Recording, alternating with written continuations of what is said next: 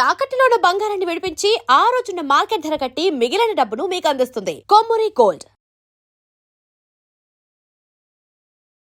నమస్తే, welcome to V media. నేను మీ Sai. Yes, ఈ వీడియో చూపించక ముందు మీకు ఒక్కటి చెప్తాను. గతంలో చిరంజీవి ఆయన పార్టీ ప్రజారాజ్యంపై పెట్టిన పార్టీకి ఇప్పుడు కూటమిలో రాజ్యసభ అయినటువంటి చింతకాయల విజయ్ ఆయన ఏం మాట్లాడినారు అనేది గతంలో ఒకసారి వీడియో చూద్దాం. విషయం చెప్పదలుచుకున్నాను. 2009లో ఒక దౌర్భాగ్యుడు ఒక పార్టీ పెట్టాడు. ఎవరిని ఉద్దేశించి మీకు ఇప్పటికే అర్థమైపోయి ఉంటుంది. 2009లో ఏ పార్టీ ఎవరు పెట్టారు? ప్రజారాజ్యం పెట్టింది ఎవరు? ఆయన్ని తిడతా ఉన్నారు. ఇక్కడ చూడండి.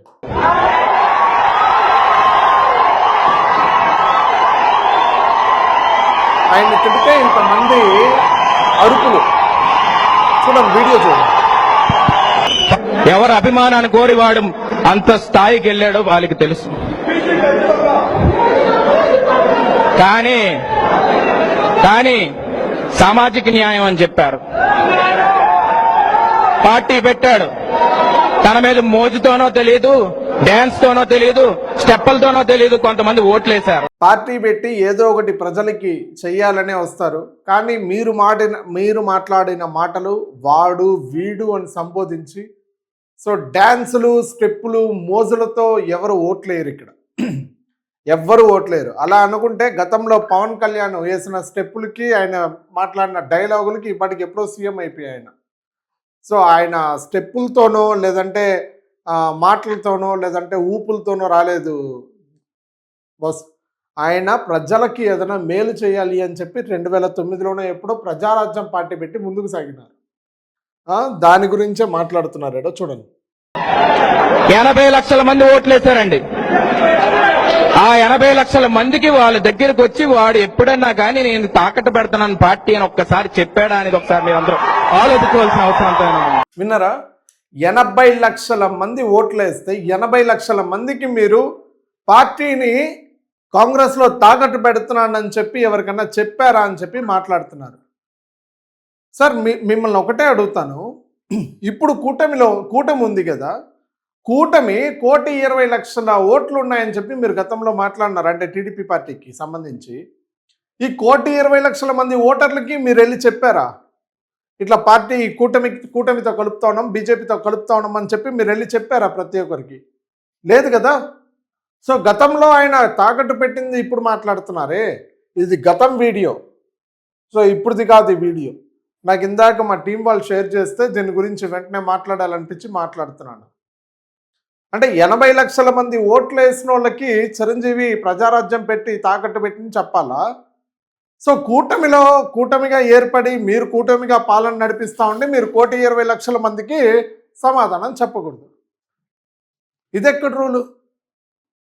అది కాకుండా అంత పెద్ద రాజకీయంగా ఎన్నో సినిమాలు చేసి ఒక ఉన్నత శిఖరాలకు చేరుకున్న నటుడు ఆయన్ని పట్టుకొని వాడు వీడు, అప్పట్లోనే ఆయన నటుడు,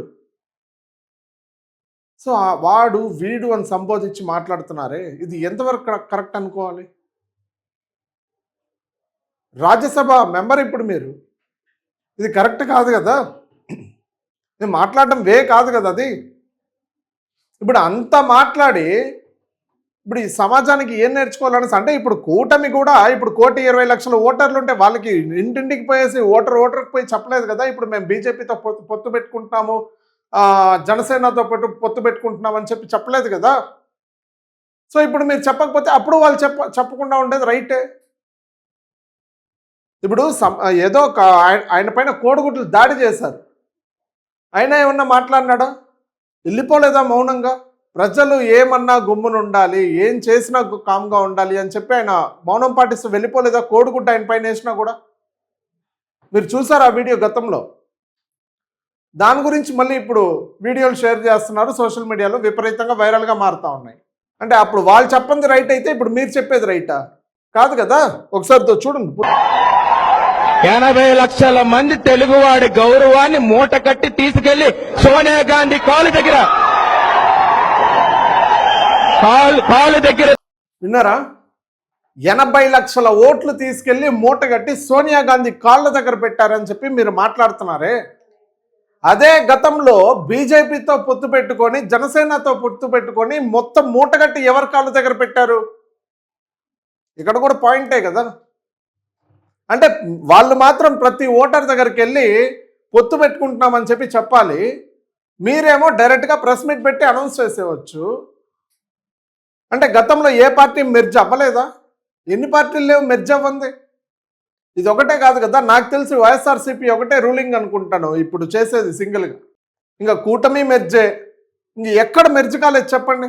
టీవీకే కాంగ్రెస్తో ఇది ఉంది, ఇప్పుడు జనసేన బీజేపీతో ఇది ఉంది, టీడీపీ బీజేపీతో ఇది ఉంది, ముగ్గురు కలిసి పార్టీని నడిపిస్తూ ఉన్నారు.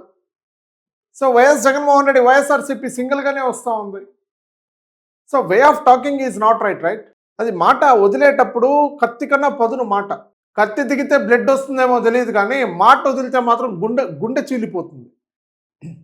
ఇది వాస్తవం. సో గతంలో ఆయన మాట్లాడిన మాటలు ఇప్పుడు సోషల్ మీడియాలో షేర్లు చేస్తూ ఉన్నారు, విపరీతంగా వైరల్గా మారుతూ ఉన్నాయి. బట్ దీని గురించి మీరేమనుకుంటున్నారో కింద కామెంట్ చేయండి. But please keep watch we media.